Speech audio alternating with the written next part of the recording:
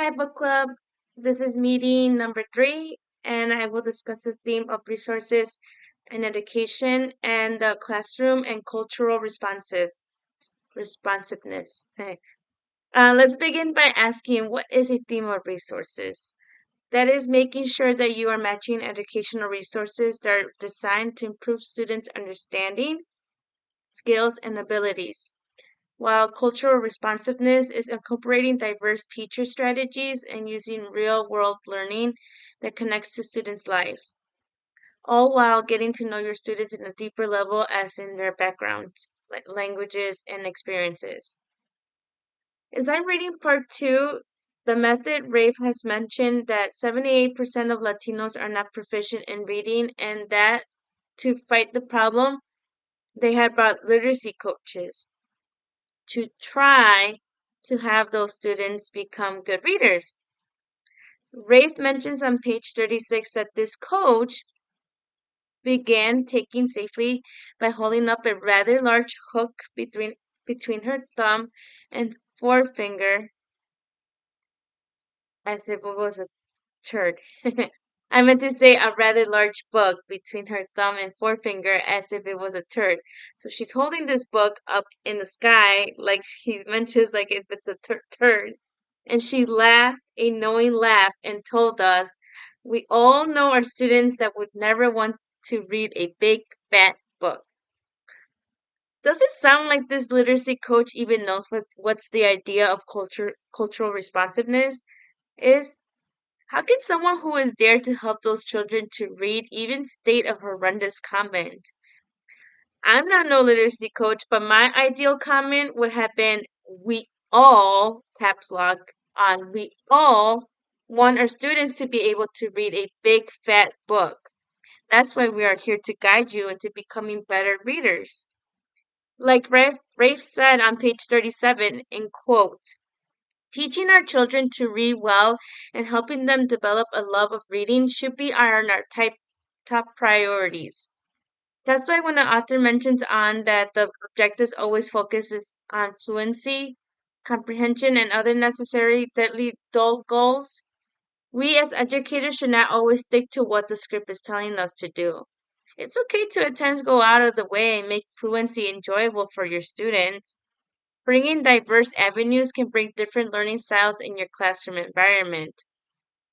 I love how on page 39, Rafe mentions that children, quote, children even better bright ones need guidance. It is true as a cultural responsiveness, we need to build relationship with students and foster a sense of belonging.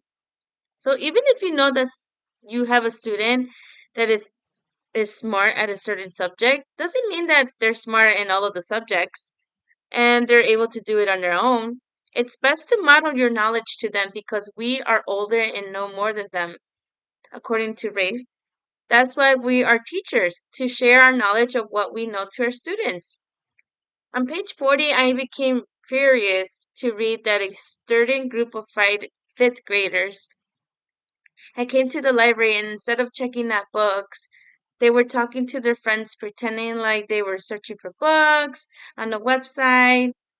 Now, my frustration wasn't on the kids, but the teacher that Rafe had said while they were there, their teacher was on the phone in their room with a sign that said children have gone to the library. I've actually experienced something like this before with a group of dual language students, and the fact that their teacher was just sitting in the corner staring at them like a vulture from afar really gave me the irks. One of the students was sitting on the couch with pure sadness, like you can actually see it in their face, as if they had no idea which book is ideal to them. I really wanted to stand up and ask, why aren't you helping these kids to find a book that could probably change their life?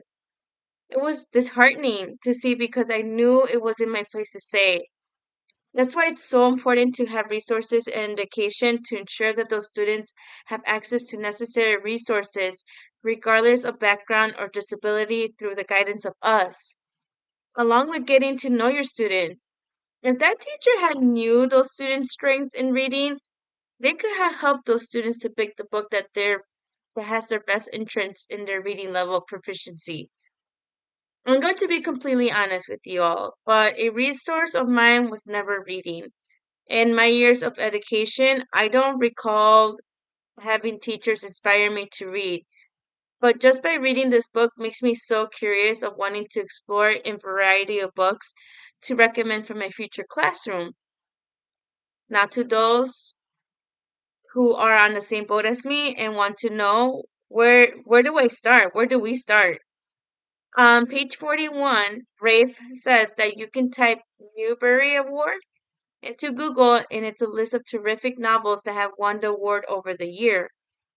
I will list down other reference he mentions. Rafe has said that when it's time for assessments, usually discussing the literacy is never enough. Parents at time want to know if their children are reading good literature.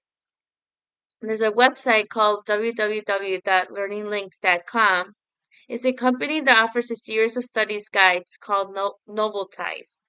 There's other companies that offer similar guides. On page 45, Rafe mentions that this helps students to write essays and answer comprehension questions. It is a lifesaver for those educators who are on a tight time and help students to become better readers, writers, and thinkers.